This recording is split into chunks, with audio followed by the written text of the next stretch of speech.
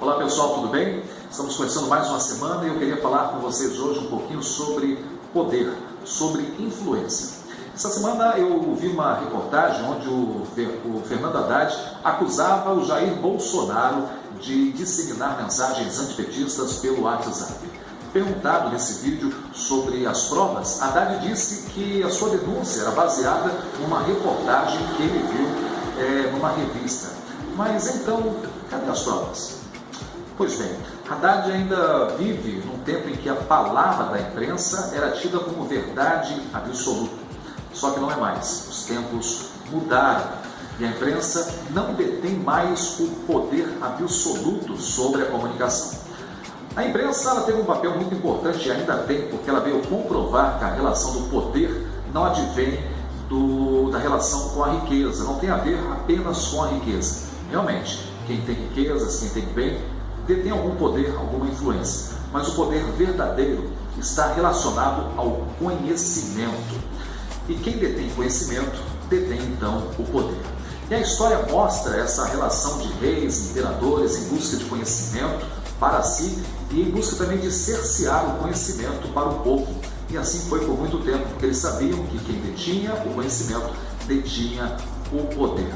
Então o conhecimento, a informação, criava a relação de poder entre quem detinha e produzia o conhecimento e entre aqueles que viviam na ignorância por falta de informação ou de conhecimento. E por muito tempo o ser humano viveu refém, preso nessa rede de poder tecida pelos grandes órgãos de comunicação de massa. TVs, rádios, jornais, revistas e mais recentemente os portais de notícia. Agora, como se procedia essa relação de poder? As grandes empresas de comunicação, de forma monopólica e unilateral, elas produziam, divulgavam os conteúdos noticiosos, muitas vezes manipulando e até omitindo informações. Então, eles ditavam as regras, que diziam, se tornavam verdade incontestável. A Rede Globo, ultimamente, precisou emitir uma meia-culpa, afirmando que errou ao defender a ditadura militar no Brasil. E não fez isso porque reconheceu os seus erros. Fez isso, sim, porque a população conheceu os erros da Globo. E aí é que chega onde eu gostaria. O fim da verdade absoluta das grandes empresas de comunicação se dá com a popularização da internet, que democratizou o acesso à informação e à produção do conteúdo, libertando então o cidadão das influências monopólicas e unilaterais ditadas pela grande mídia. A informação noticiosa, que antes era uma via de mão única, passou a ser então uma via de mão dupla e de alta velocidade. Hoje você pode de maneira muito rápida questionar, discutir, se indignar, questionar, aprofundar-se no conteúdo e emitir a sua opinião para todos. Passamos então de meros consumidores de conteúdo para criadores de conteúdo. De influenciados, passamos para influenciadores e passamos também a deter o poder. Uma escala pequena, é claro, mas também temos o poder em nossas mãos. E esse poder relacionado ao conhecimento estava apenas nas mãos dos órgãos de comunicação. Hoje, como muito bem disse Alexandre Garcia, está nas mãos de qualquer pessoa que possua um smartphone ligado à internet. Vimos então nessas eleições que isso realmente aconteceu de fato. Vimos a internet, principalmente as redes sociais, quebrarem o monopólio da informação que antes pertencia às grandes empresas de comunicação.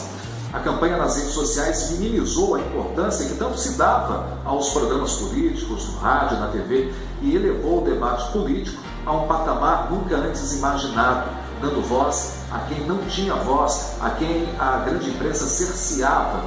O problema, hoje em dia, não está entre a grande pluralidade de pensamentos e opiniões. O problema é a falta de respeito a essa pluralidade. O problema está nas pessoas ou grupos que ainda pensam que apenas o conteúdo produzido por elas merecem ser tidos como verdadeiros ou dignos de serem apreciados. A grande verdade é que ninguém é dono da verdade. E nesse mundo das redes sociais não existe mais espaço para a minha verdade. Isso tem incomodado e muito quem antes detinha o poder da comunicação em suas mãos. E uma prova disso é que nesta semana o escritor e jornalista Olavo de Carvalho, ao responder uma crítica do jornal Folha de São Paulo, onde ele foi citado em uma reportagem, um artigo melhor, ele disse que poderia pedir até direito de resposta para o jornal, mas ele resolveu usar a sua própria rede social para falar, para fazer isso. Por quê? Porque ele disse que a rede social dele, as redes sociais dele, tem muito mais inscritos do que as redes sociais do jornal que o defamou. Então, o que isso nos mostra? Isso nos mostra que os grandes grupos de comunicação estão perdendo espaço para blogs pessoais. E aí é que está o verdadeiro poder emanando do povo.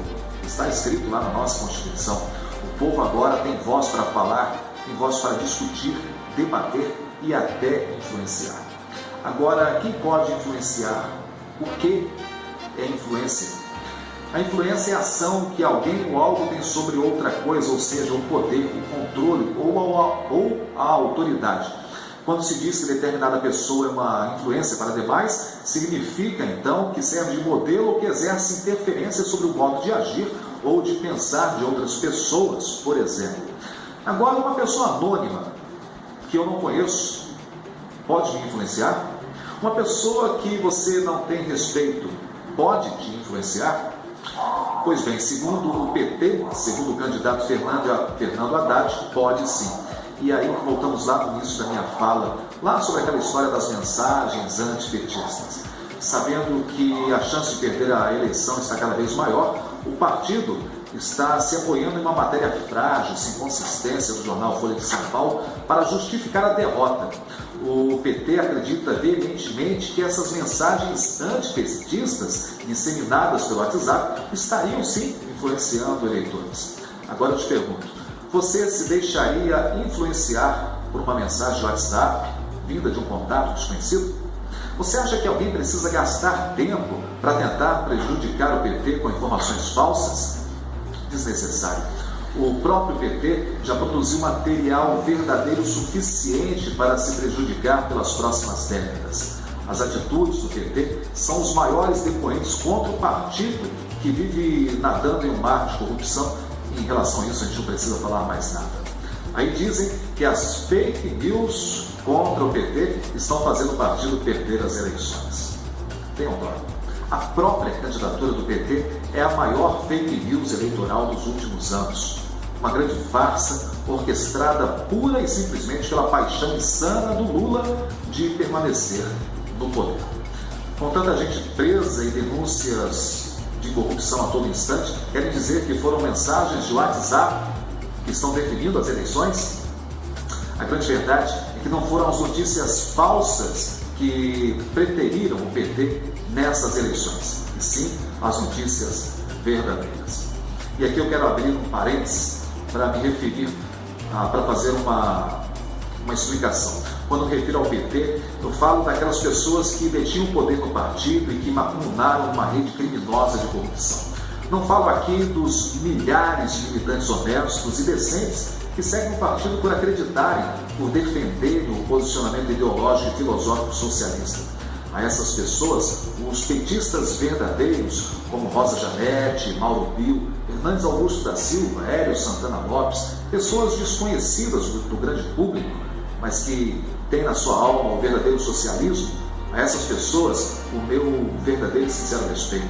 Aos fundadores do Partido dos Trabalhadores, que não quiseram se macumunar com essa gente, pessoas como Francisco Oliveira, Hélio Bicudo, Paulo de Tarso, Venceslau, Francisco Reifort, Frei Beto e outros tantos, a esses também o meu respeito. Aos demais,